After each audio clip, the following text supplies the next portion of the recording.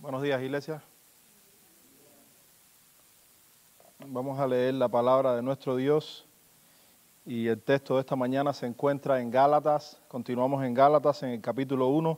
Vamos a leer versículos del 13 hasta el 24. Leemos Gálatas una vez más, capítulo 1, versículos del 13 al 24.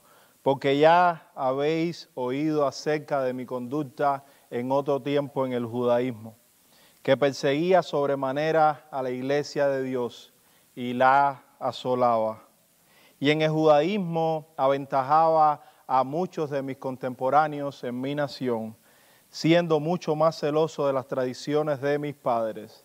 Pero cuando agradó a Dios, que me apartó desde el vientre de mi madre y me llamó por su gracia, revelar a su Hijo en mí, para que yo le predicase entre los gentiles, no consulté enseguida con carne y sangre, ni subí a Jerusalén a los que eran apóstoles antes que yo, sino que fui a Arabia y volví de nuevo a Damasco. Después, pasados 3 años, subí a Jerusalén para ver a Pedro y permanecí con él 15 días, pero no vi a ninguno otro de los apóstoles, sino a Jacobo, el hermano del Señor.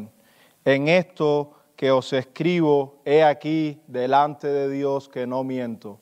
Después fui a las regiones de Siria y de Sicilia, y no era conocido de vista las iglesias de Judea que eran en Cristo. Solamente oían decir, aquel que en otro tiempo nos perseguía, ahora predica la fe que en otro tiempo asolaba, y glorificaban a Dios en mí. Esta es la palabra de Dios. Gracias, Señor. Vamos a orar. Amante Padre, una vez más, Señor, delante de ti, para adorarte, honrarte, glorificar tu nombre, Señor, para exaltar a Cristo, porque solo Él es digno, porque solo Cristo es nuestro Señor y nuestro Salvador, el Rey de Reyes y Señor de Señores. Y estamos en esta mañana aquí reunidos para alabarte. No hay otro objetivo, Señor, darte gloria, darte gracias, alabar tu nombre. Y queremos hacerlo, Señor, con corazones sinceros. Oh Padre, para traer tu palabra, ¿quién es suficiente, oh Dios? Pero por tu gracia, Señor, tú nos llamas a predicar tu palabra. Te rogamos que esta mañana no solo me uses para traer tu palabra, sino también que abras nuestros corazones para recibirla. Que podamos recibir tu consejo, que podamos recibir tu palabra en Cristo Jesús, Señor. Que podamos honrarte y que podamos salir de aquí hoy henchidos, agradecidos cada vez más con Cristo. Que tu Espíritu, Señor, obre en medio nuestro, que podamos escuchar tu santo evangelio. Que aquellos que te conocen, Señor, sean fortalecidos por medio de tu palabra. Y si hay alguno que no te conoce, Señor, que venga salvación por medio de la predicación del evangelio. Ayúdanos, Señor. Te necesitamos. Ayúdanos porque sin ti no somos nada y no nos movemos hacia ningún lugar. Gracias por Cristo Jesús.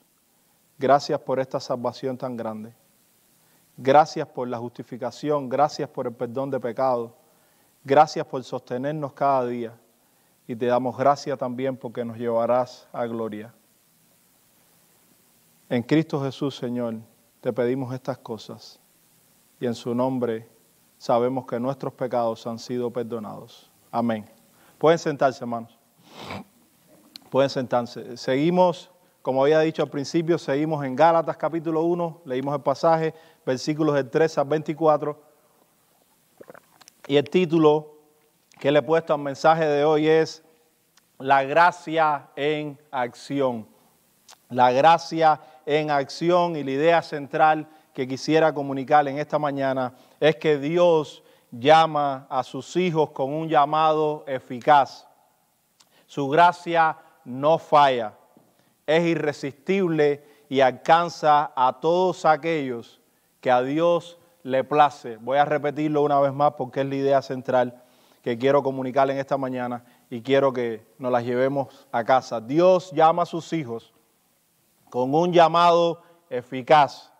Su gracia no falla, es irresistible y alcanza a todos aquellos que a Dios le place. El mensaje de hoy lo vamos a dividir en 3 puntos principales y el primero es el celo religioso sin Cristo destruye. El celo religioso sin Cristo destruye. El segundo punto es que Dios nos llama por su gracia. Y el último punto es una vida transformada por el Evangelio. El celo religioso sin Cristo destruye, Dios nos llama por su gracia y una vida transformada por el Evangelio. A modo de introducción, para introducirnos aquí, porque ya hemos estado predicando varias semanas en Gálatas y sé que han pasado ya varias semanas de la última predicación. El último mensaje vimos el versículo 11 y el versículo 12. Sabemos que Pablo sigue defendiendo su apostolado, su autoridad apostólica. Él fue quien fundó estas iglesias de Galacia, a las cuales les escribe esta preciosa carta.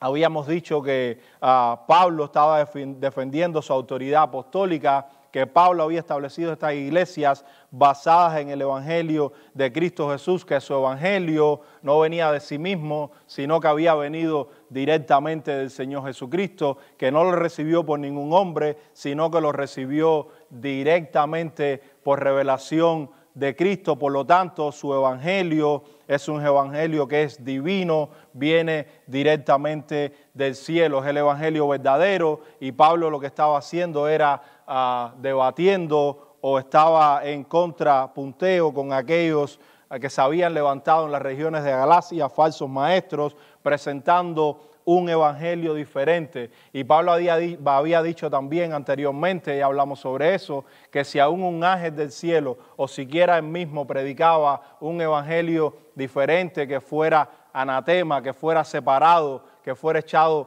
a un lado, puesto para destrucción. Y habíamos dicho también que la palabra anatema tenía una connotación muy fuerte. Anatema es una condenación echado a un lado para la destrucción final, una persona que es apartada o echada a un lado para la destrucción final de Dios. Son palabras bien fuertes, es una palabra de gran envergadura. Bueno, Pablo sigue desarrollando esta carta y es un momento donde él habla de su vida pasada, que es este pasaje que tenemos aquí, y narra también parte de lo que él hizo. No lo narra todo, en el libro de los Hechos vemos mucho más de lo que Pablo también pasó durante su conversión. El libro de los Hechos nos narra más cosas sobre ello, pero aquí Pablo hace alusión a su vida antes de ser cristiano y su vida después de tener este encuentro con Jesucristo. A modo de introducción, vamos a hablar sobre esto rápidamente. Vivimos en una cultura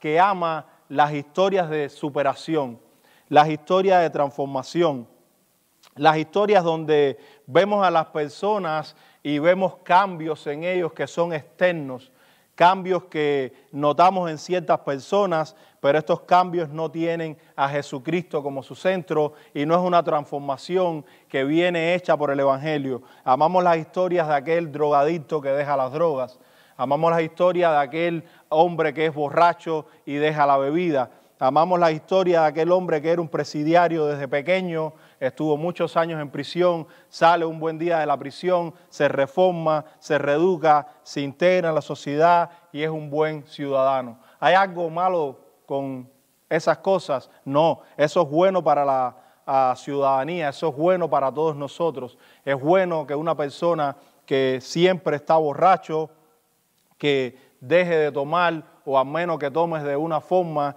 que no impacta la salud y la vida de otras personas, porque digamos que esté manejando borracho y tenga un accidente y puede matar a varias personas. También nosotros podemos ver que aquel que es drogadicto y ha dejado las drogas es bueno también para la sociedad, no solo para él mismo, sino también para la sociedad, porque bajo esa influencia también puede afectar a otros, su familia, sus amigos, personas desconocidas. Todas estas cosas son buenas socialmente.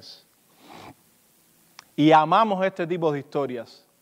Pero la verdadera historia, la verdadera transformación, la historia de la cual debemos hablar, es la historia en la que Cristo viene e impacta nuestras vidas y nos transforma. ¿Cómo nos transforma? Dándonos un corazón nuevo, un corazón de carne y hueso, un corazón por el Espíritu que ahora late, que ahora está vivo, porque antes de conocer a Cristo estábamos muertos en nuestros delitos y pecados, diría Pablo a los de Éfeso, en la carta a los Efesios. Cuando nosotros no conocíamos a Cristo, nosotros estábamos muertos en delitos y pecados. Pero una vez que tenemos esa interacción divina con el Señor, que el Señor transforma nuestras vidas, que el Señor nos da un corazón nuevo, que el Señor ilumina nuestros corazones por su Espíritu, esa es la verdadera transformación de la que nosotros deberíamos alegrarnos. Esa es la verdadera transformación de la cual nosotros deberíamos hablar. Y no para hablar de la persona en sí mismo, sino para exaltar y alabar la gracia de Dios. Porque no se trata de nuestra transformación, sino de quién es el que nos transforma. El mensaje no es acerca de nosotros, el mensaje es acerca de otro, de Dios, que es quien viene, irrumpe en nuestras vidas y nos transforma por su gracia irresistible. Pablo está hablando de esto y Pablo quita su foco de él mismo y aunque habla sobre sí mismo, cómo era su vida pasada, Pablo vira o gira el foco hacia Dios, quien es el único que debe tener el foco en esta y en todas las historias. No se trata de nosotros, sino se trata de Cristo. El punto número 1 que quiero desarrollar, como había dicho, es que el celo religioso sin Cristo destruye. Pablo no era una persona sin religión. Pablo no era un irreligioso. Pablo no era un ateo. Él mismo lo describe, leímos el pasaje ya. Pablo dice, porque ya habéis oído acerca de mi conducta en otro tiempo en el judaísmo, que perseguía sobremanera a la iglesia de Dios y la asolaba, y en el judaísmo aventajaba a muchos de mis contemporáneos en mi nación. Y sigue diciendo que era mucho más celosos que otros de las tradiciones de sus padres. Pablo era un religioso empedernido. Pablo no era un irreligioso. Pablo no era una persona ateo. La palabra ateo significa sin Dios. Pablo no era una persona sin Dios. Pablo tenía un celo que lo consumía. En otras palabras, a Pablo no le faltaba pasión. Pablo tenía pasión, pero tenía la pasión incorrecta. Tenía la pasión incorrecta, tenía el celo incorrecto. Y cuando nosotros tenemos el celo incorrecto y la pasión incorrecta que no está centrada en la persona de Cristo, destruye, hermano. Destruye. Nosotros conocemos que en el capítulo 7, el mártir Esteban es apedreado. ¿Y dónde pusieron las ropas de Esteban cuando lo apedrearon? A los pies de un joven que se llamaba Saulo. Interesantemente es este mismo personaje. El capítulo 8 después de Hechos dice que Pablo consentía en su muerte. Este Pablo del que nosotros estamos hablando, este Pablo que está luchando por establecer sus credenciales apostólicas, este Pablo que recibió su evangelio directamente de Jesucristo, este Pablo que está diciendo que si alguno predicara otro evangelio que sea anatema, era un perseguidor de la iglesia. Tenía un celo por las cosas de Dios. Y nosotros muchas veces tenemos un celo por las cosas de Dios, pero nuestro celo es incorrecto. Tenemos una pasión por las cosas de Dios, pero nuestra pasión es incorrecta. ¿Y cuando el celo y la pasión es incorrecta? Cuando no se trata de Cristo. Cuando nuestro celo y nuestra pasión no se trata de Cristo y de este crucificado a nuestro favor, es un celo y una pasión incorrecta. Cuando nuestro celo y nuestra pasión nos consume, pero no se trata de que Cristo nació, vivió, murió, fue sepultado y resucitó para nuestra justificación, es un celo y una pasión incorrecta. Cuando nuestro celo y nuestra pasión se trata de lo que nosotros hacemos y no lo que Cristo hizo por nosotros, es un celo y una pasión incorrecta y destruye, corrompe, carcome un alma. Porque nuestro celo y nuestra pasión debe estar enfocado en la persona de Cristo, porque solo Él es digno. Porque solo Él es el que transforma al pecador, porque solo Él es el que salva, porque solo Él es el Rey de Reyes, porque solo Él es el Señor de señores. Nuestro celo y nuestra pasión tienen que tener el enfoque correcto. Lamentablemente el pueblo de hoy, el cristianismo de hoy está muy enfocado, muy apasionado con muchas cosas, pero no hay pasión por el Evangelio de Dios.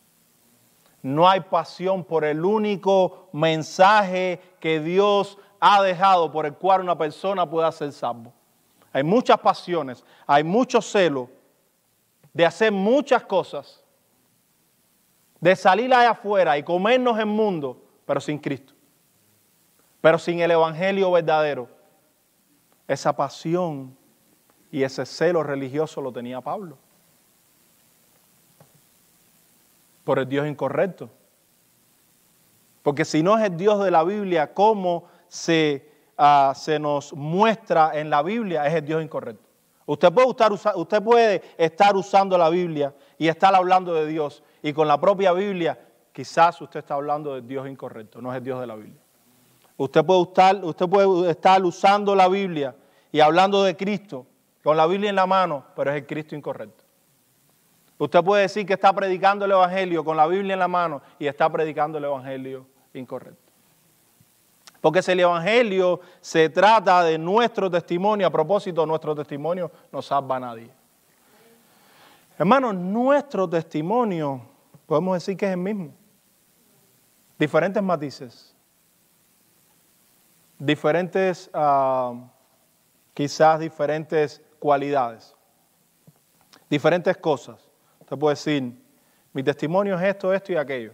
Y escuchamos el de la otra persona, mi testimonio es esto y esto y aquello. Al final del día, nuestro testimonio era que éramos unos pecadores empedernidos. Todos los seres humanos.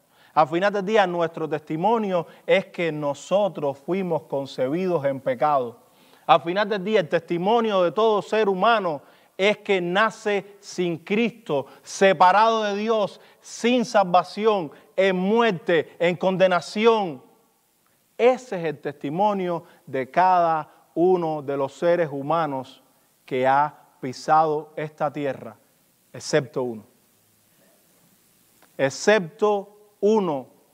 Nuestro testimonio es el mismo, muertos en delitos y pecados. Cuando nos paramos delante de Dios, no importa si es A, B, C y D, y el de usted es el resto del abecedario. Al final del día, todo se traduce en un idioma: condenación.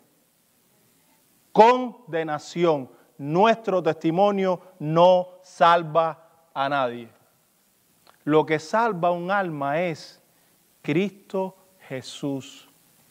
El testimonio de Él, su vida, su muerte, su resurrección, su sepultura, su ascensión al cielo. Ese es el único mensaje que salva. Cristo Jesús y este crucificado a nuestro favor. ¿Es bueno tener celo? Sí, es bueno tener celo. ¿Es bueno tener pasión? Sí, claro que es bueno tener pasión. Y todos nosotros tenemos celos por la palabra de Dios. Y todos nosotros tenemos pasión por la palabra de Dios. Lo que yo les quiero comunicar es que nuestro celo y nuestra pasión tiene que estar anclado en Cristo Jesús y solamente en Cristo Jesús, porque si nuestro celo y nuestra pasión está anclado como el Pablo antes de conocer a Cristo, destruye.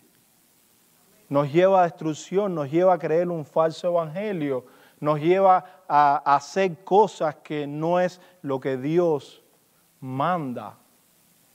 Y ese era el Pablo, siendo mucho más celoso de las tradiciones de mis padres. Pablo diría así.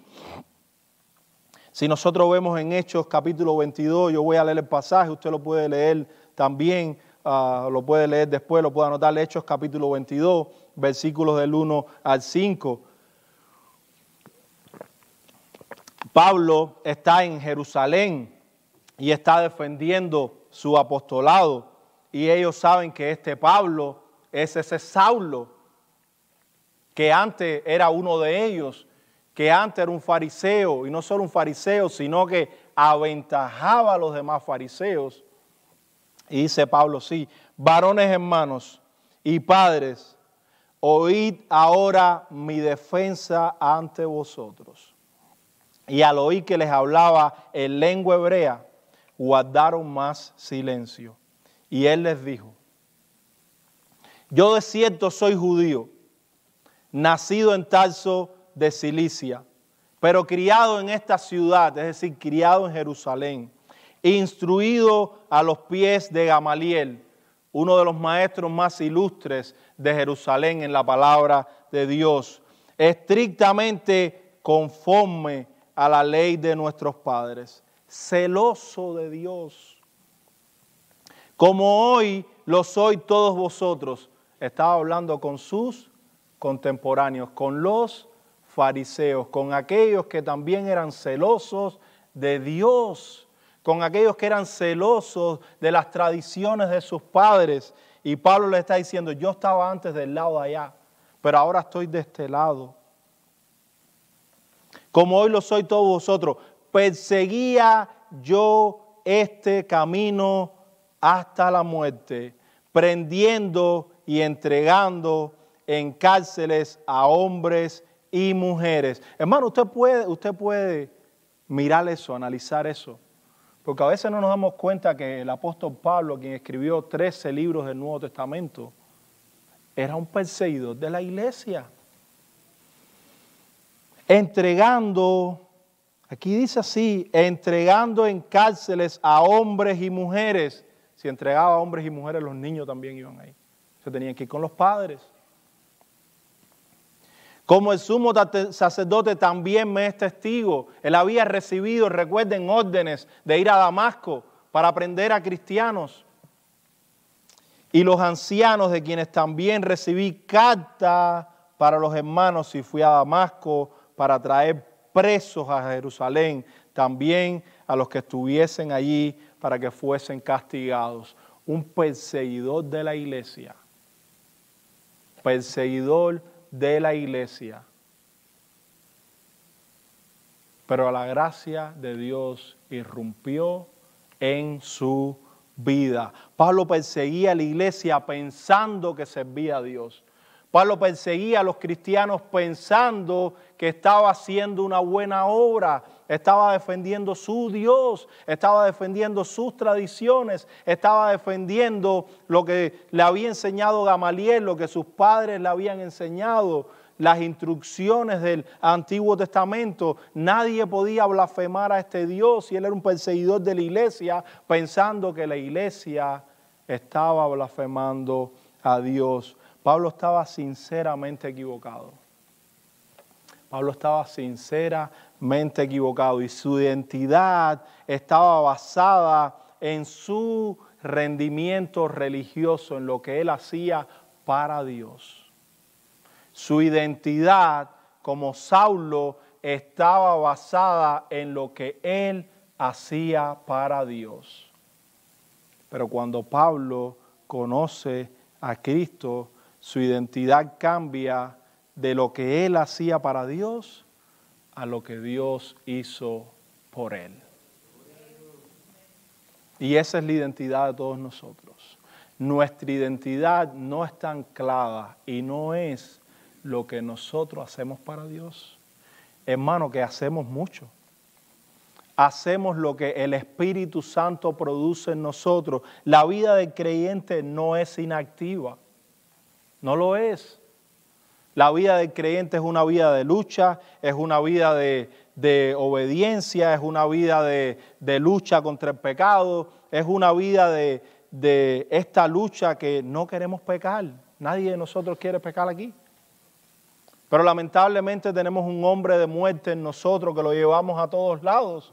Pero en nuestro hombre interior nos deleitamos en la ley de Dios. Amamos la ley de Dios. Amamos a Dios. Pero arrastramos este hombre de muerte a todos lados. Y toda nuestra obediencia y toda nuestra santidad la encontramos en Cristo Jesús. Y sí es cierto, Dios nos está conformando a la imagen de su Hijo y nosotros activamente hacemos muchas cosas para Dios. ¿Cierto? Pero nuestra identidad no está basada en eso. Nuestra identidad está basada en lo que Cristo hizo por nosotros. Dejemos de enfocarnos en nosotros mismos, hermano. Enfoquémonos en Cristo Jesús. Nuestro enfoque es en Cristo, no en nosotros. El Espíritu Santo continuará, porque es una promesa, continuará conformándonos a la imagen de su Hijo día tras día hasta que nos lleve en gloria. Pero nuestra identidad y nuestra fortaleza, nuestra esperanza está en el Evangelio, está en Cristo Jesús. Pablo estaba identificado por lo que él hacía por Dios, su celo, su pasión religiosa. Pero una vez que la gracia irrumpió, todo esto cambió. Pregunta, hermano, ¿cuántos hoy viven como Pablo antes de conocer a Cristo? ¿Cuántos hoy en la actualidad viven como ese Saulo de Tarso que no conocía a Cristo? Justificándose por su celo religioso, justificándose por sus acciones, justificándose por sus pasiones, justificándose por sus propias obras, justificándose por venir a la iglesia, justificándose por leer la Biblia, justificándose por muchas cosas que quizás puedan ser buenas. Pero nuestra justificación y nuestro pararnos delante de Dios nunca va a ser ni será por esas cosas. Pero ¿cuántos hoy viven de esta manera? Como vivía Pablo, aún cristianos sinceramente equivocados, que viven de esta manera, que sin darse cuenta son enemigos del Evangelio. Porque solamente usted puede ser o amigo de Cristo o enemigo de Cristo. No hay términos intermedios. Ahora, hay cristianos que están sinceramente equivocados y no son enemigos de Dios, no son enemigos de Cristo, simplemente están mal enseñados, simplemente su enfoque está desenfocado, valga la redundancia. Deben redirigir su mirada hacia Cristo Jesús. Esto nos lleva al punto número 2, hermano. Dios nos llama por su gracia. Dios nos llama por su gracia. Regresemos al pasaje otra vez. Dice el versículo 15. Después que Pablo dice que era un celoso de las tradiciones de sus padres, dice 15. Pero cuando agradó a Dios, que me apartó desde el vientre de mi madre y me llamó por su gracia, revelar a su Hijo en mí, para que yo le predicase entre los gentiles, no consulté enseguida con carne y sangre. Dice el apóstol Pablo, cuando agradó a Dios, pero cuando agradó a Dios. Hermano, los peros en la Biblia son grandiosos. Cada vez que usted ve un pero en la Biblia, hay un cambio radical en lo que se estaba diciendo con lo que se va a decir después del pero. Pero Dios, que es rico en misericordia por su gran amor con que nos amó, aún estando nosotros muertos en delitos y pecados, nos dio vida juntamente con Cristo. Por gracia sois salvos. Pero Dios, y Pablo dice aquí, pero cuando agradó a Dios. Pablo lo que está diciendo aquí es, no fue mi decisión. Yo decidí por Cristo. No tenemos tiempo para hablar de eso ahora. Pablo está diciendo, no fue mi decisión. Yo no tomé esa decisión. No fue mi iniciativa. Yo era un perseguidor de la iglesia. Yo era un celoso religioso. Yo no lo decidí. Cuando agradó a Dios, no fue mis méritos. Porque los méritos que Pablo supuestamente tenía antes de ser convertido son basura. ¿Me escuchó bien? Los méritos de Pablo, es decir, Saulo de Tarso, antes de su conversión, todos los méritos que pudiera tener son basuras delante de Dios. Pablo mismo lo dice, que ha estimado todas las cosas por basura. ¿Por qué? Porque no había Cristo. Toda esa pasión, ese celo y ese amor por Dios y ese celo por las cosas de Dios no tenían a Cristo. Estaban desenfocados, por lo tanto son basura.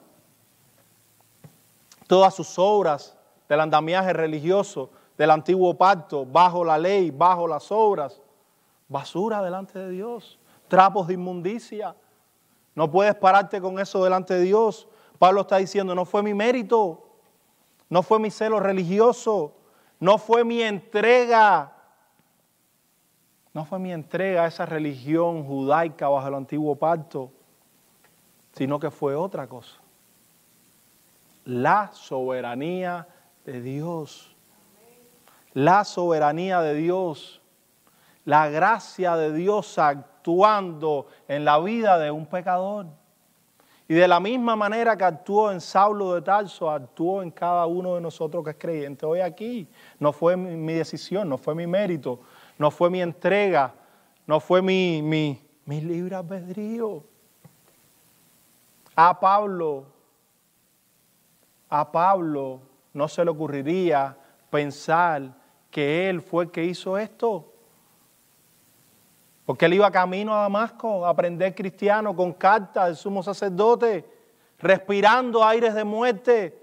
O sea, espérate un momentico. Voy a ejercer mi libre albedrío y ahora voy a escoger a Dios. Eso no lo veo en ningún lugar. Vamos a mirar detenidamente unas cuantas frases de este pasaje y vamos a mirar los verbos, vamos a mirar las frases verbales. Dice aquí, agradó a Dios. Le agradó a Dios, no fue a Pablo. Pablo tenía otra cosa en su mente. Prender cristianos. Luchar contra los cristianos, que últimamente es luchar contra Cristo. Dura cosa te es dar cosas contra el aguijón. Estás luchando una batalla que no puedes ganar. Estás luchando una batalla que no puedes ganar, Pablo. Estás equivocado. Eso agradó a Dios, no fue a Pablo. Dice que me apartó.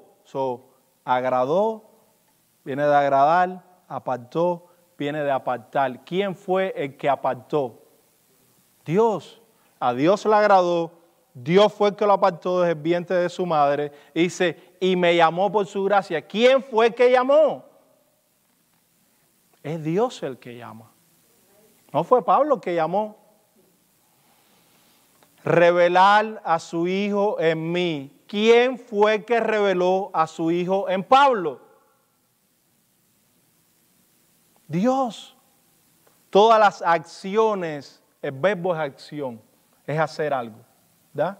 Un verbo es una acción. Todas las acciones que nosotros vemos aquí son originadas en Dios. ¿Qué es lo que hace Pablo? Recibirlo.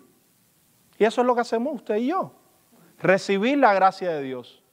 Recibir a Cristo con brazos abiertos. Por eso la fe no tiene mérito en sí mismo.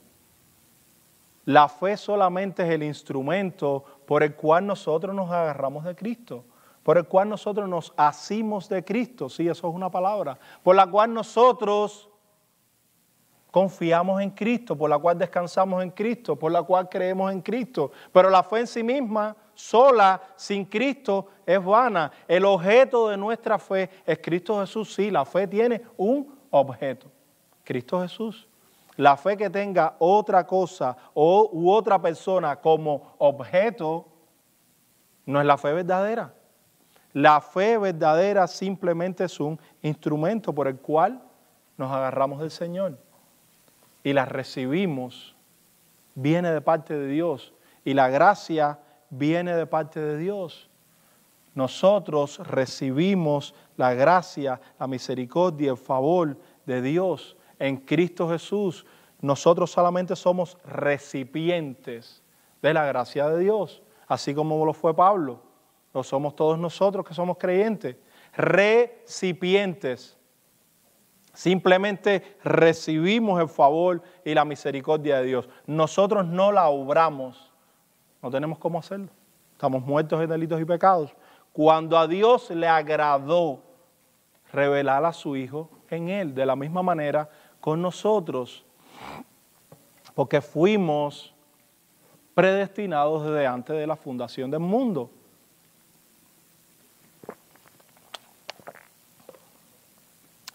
Este encuentro de Pablo sucedió camino a Damasco, como decía, respirando aires de muerte, queriendo apresar a cristianos, luchando y dando coces contra el aguijón.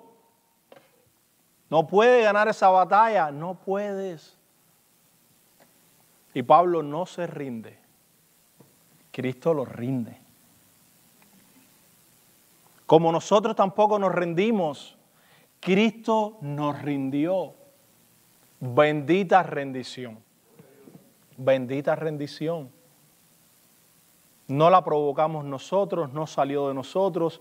Él es el que la provoca, Él es el que la hace y nosotros decimos amén, aleluya, gloria a Dios. Porque cuando eso sucede somos liberados. Porque cuando eso sucede libremente y espontáneamente, porque tenemos un corazón nuevo, un corazón regenerado, un corazón unido a Cristo, nuestra nueva identidad es Cristo en nosotros. Nosotros decimos, amén, gloria a Dios, gracias Señor por salvarme. No conozco a ningún cristiano que diga, pero ¿por qué tú me salvaste? Yo no quería que me salvaras. ¿Quién te mandó a venir y darme esa gracia que yo no merezco? No, el cristiano ahora que está vivo en Cristo Jesús dice, gracias Señor, porque iba rumbo al infierno. Gracias Señor por cambiar mi vida de esta manera. Gracias Señor por irrumpir en mi vida, que era muerte en sí. La vida a la cual llamamos vida sin Cristo es muerte. No hay vida sin Cristo. Él es el camino, Él es la verdad y Él es la vida. Y nadie va al Padre si no es por Él, si no es a través de Él. Él es la única forma. Nadie va a llegar al cielo de otra manera. Nadie va a llegar al cielo de otra manera. El Evangelio, la salvación es exclusiva. Hay una sola forma. No hay dos formas. No lo intentes, es por gusto. No hay dos formas. Es solo por gracia, solo a través de la fe, solo en la persona de Cristo. Cualquier otra forma es anatema. No hay dos formas de llegar al cielo. Hay una sola forma. Hay una sola puerta por la cual debemos entrar. Hay una sola forma, una sola puerta, un solo camino. Es una persona. Cristo. No hay dos. No hay dos. Voy a leer brevemente lo que dice nuestra confesión de fe bautista de Londres de 1689. En el capítulo 10, hablando del llamamiento eficaz, dice lo siguiente. En el apartado 1 dice, a quienes Dios ha predestinado para vida, le agrada llamar eficazmente, en su tiempo señalado y aceptable, por medio de su palabra y su espíritu, sacándolos de ese estado de pecado y muerte en que están por naturaleza a la gracia y la salvación por medio de Jesucristo. La confesión de fe, voy a seguir leyendo, pero la confesión de fe está diciendo que aquellos que son predestinados, aquellos que son escogidos desde antes de la fundación del mundo, que son escogidos para vida en Cristo Jesús, en su tiempo escogido por Dios, en su tiempo determinado, en su tiempo señalado, el tiempo aceptable de Dios, por medio de su palabra y su espíritu, Dios viene y te salva. El Espíritu viene y te regenera. ¿Y cómo lo hace? Por escuchar la palabra de Dios. Por escuchar la palabra de Dios. Sigue diciendo, iluminando sus mentes espiritual y salvíficamente para que entiendan las cosas de Dios, quitándoles su corazón de piedra y dándoles un corazón de carne, renovando sus voluntades y por su poder omnipotente determinándolos a lo que es bueno y atrayéndolos eficazmente a Jesucristo. Eficazmente, hermano, no falla. La gracia de Dios es eficaz, no falla. Pero de tal modo que vienen libérricamente, es decir, libremente. Nadie los obliga, Dios no los obliga. Dios simplemente, y estoy usando la palabra simple, pero no es tan simple, simplemente transforma tu corazón, te da un nuevo corazón, una nueva identidad. Y con ese nuevo corazón, con esa nueva identidad, usted se voltea al Salvador. Pero ya usted era salvo porque Dios lo ha transformado, Dios le ha dado un nuevo corazón, Dios le ha dado una nueva identidad. De tal modo que vienen libérricamente, habiendo sido hechos dispuestos para ellos por su gracia. La gracia de Dios dispone nuestros corazones para voltearnos en fe al Salvador. El Espíritu Santo ya obró en usted. ¿Dónde está entonces nuestra jactancia? ¿Dónde está entonces nuestro escoger? ¿Dónde está nuestro libre albedrío? ¿Dónde está lo que yo tomo mi decisión por Cristo? Gloria a Dios que en todo el universo hay uno solo que es soberano. Y no somos nosotros las criaturas. Gloria a Dios que en toda la creación hay uno solo que puede hacer lo que le plazca. Pero escucha, hermano, lo que le place a Él siempre es bueno. Porque nuestro Dios es bueno, nuestro Dios es perfecto, nuestro Dios no se equivoca y sus caminos son mejores que los nuestros. Y sus caminos todos son rectos y en Él no hay sombra de maldad alguna. Nuestro Dios es bueno, santo, justo, perfecto, soberano. ¿Y quién le puede decir por qué haces esto? Todo lo que Él hace es bueno. Hermano, ninguno de nosotros merece nuestra salvación. Ninguno. Ninguno de nosotros tiene méritos para pararse delante de Dios y decirle, yo fui lo suficientemente bueno. Ninguno.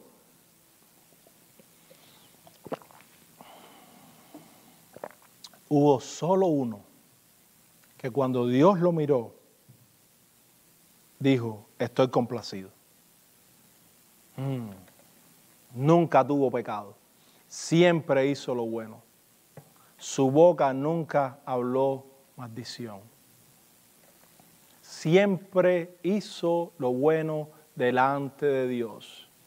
Y Dios miró la aflicción de su alma, Isaías 53, y quedó satisfecho. Su ira fue consumida en él. Además de no tener pecado, de ser santo, de ser justo, de ser bueno, de nunca haber hecho maldad, fue puesto en una cruz por ti y por mí, para pagar por nuestros pecados y morir bajo la ira de Dios, para que usted y yo recibiéramos esta salvación hermosa.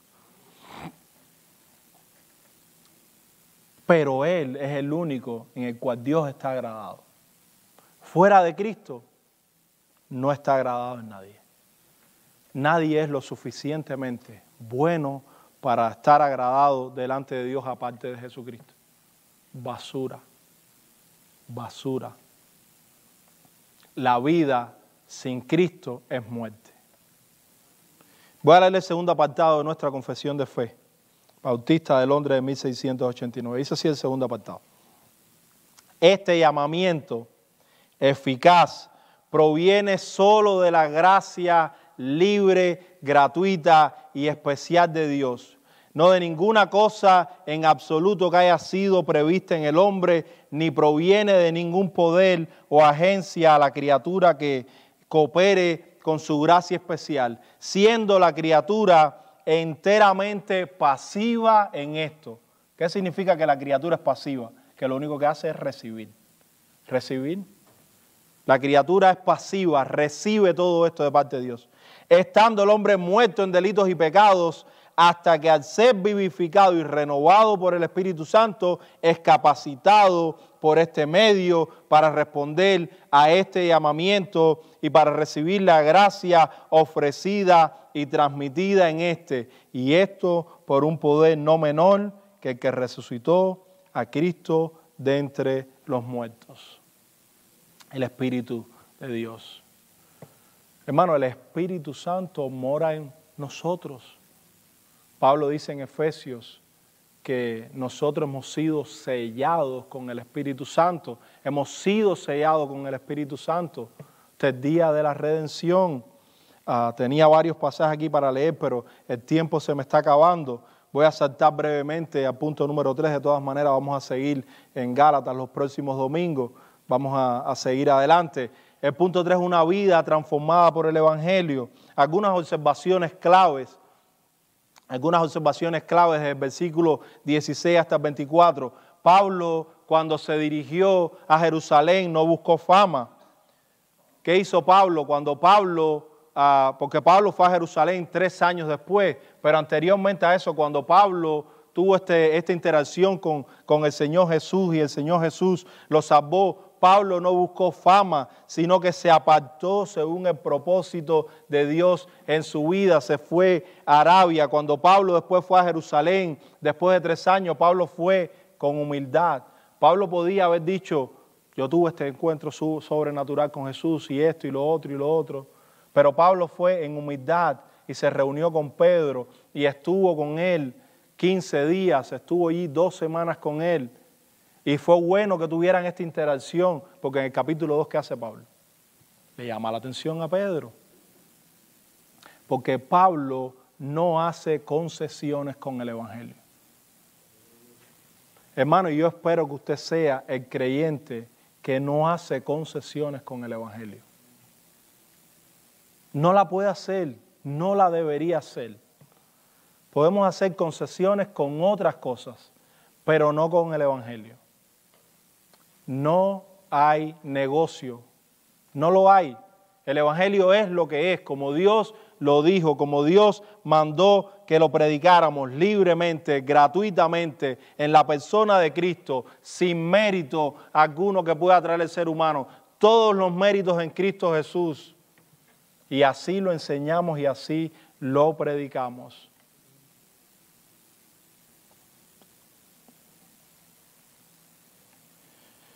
¿Qué es lo que decían las personas al ver a Pablo y al escuchar a Pablo? El que en otro tiempo nos perseguía, ahora predica la fe que en otro tiempo asolaba. Y eso es lo que hace la gracia de Dios en nuestras vidas. Nos transforma de forma tal que sinceramente nosotros no somos los que éramos antes. Porque en Cristo Jesús somos nuevas criaturas. Pero tenemos que entender que aunque en Cristo Jesús seamos nueva criatura, no olvide que también usted sigue arrastrando un cuerpo de muerte. Y tenemos una nueva identidad en Cristo Jesús, pero le quiero decir esto y espero que nunca se lo olvide. La carne no se mejora. Nuestro viejo hombre nunca mejora. Hermano, la gracia de Dios no está ahí para mejorar su viejo hombre. No va a mejorar. La gracia de Dios no está ahí en su vida y el Espíritu Santo no está ahí para que ahora usted trate de transformar el viejo hombre. No está ahí, el viejo hombre está condenado. El viejo hombre está condenado. ¿Qué es lo que necesita el viejo hombre? Ser perdonado. Y Dios nos ha perdonado en Cristo Jesús.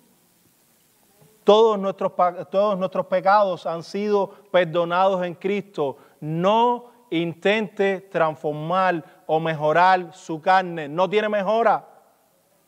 No la tiene. La carne no se mejora. El Espíritu Santo que mora en nosotros, la nueva identidad en Cristo Jesús, es otra cosa. Pero la carne no mejora. La carne siempre va a oler mal. Y arrastraremos ese viejo hombre hasta que estemos con el Señor. No se trata de transformación. No se trata de mejorar nuestra carne. Se trata de perfección en Cristo Jesús, y en Él somos hallados perfectos, y en Él somos hallados santos, y en Él somos hallados justos, y en Él somos hallados buenos, y en Él somos hallados sin pecados, y en Él nosotros entramos al cielo y estamos sentados en los lugares celestiales con Cristo Jesús. Se trata de Cristo, no de nosotros, y la vida transformada es esta vida en acción por la cual el Espíritu Santo entonces ahora nos lleva a predicar su palabra, nos lleva a hablarles de otro, no de nuestro testimonio, sino del testimonio de otro que fue el que nos salvó a nosotros. Nos lleva entonces a hablar de este Cristo Jesús y no de nosotros mismos. El enfoque debe ser virado, volteado otra vez a Cristo Jesús. ¿Para qué? Dice, y glorificaban a Dios en mí. Las personas lo que deben mirar en nosotros no es a nosotros mismos, sino a Cristo que mora en nosotros. Las personas no deben mirar a nosotros y decir, oh, wow, como Ruslan ha cambiado, wow, qué cambio. No, oh, wow, como el Cristo que mora en Ruslan ha cambiado a Ruslan. Se trata de Cristo y no de nosotros. Pero cuando nos enfocamos en el cambio de la persona y no en la persona que cambió a esa persona, entonces estamos equivocados. Una vez más, el enfoque debe ser en Jesús y no en nosotros. El enfoque debe ser en las obras de Cristo y no en nosotros. El enfoque debe ser en el Evangelio y no en nuestro testimonio. A modo de conclusión, la historia de Pablo es la historia de todos nosotros. La historia de Pablo es la historia de todos nosotros. ¿Por qué? Porque es la historia de un pecador que simplemente ha sido tocado por la gracia de Dios y ha sido transformado para la alabanza y la gloria de Dios de los cielos. Cristo lo es todo, de principio a fin, de perseguidor a predicador de la iglesia. Lo mismo nosotros, de muerte a vida en Cristo Jesús. Vamos a orar.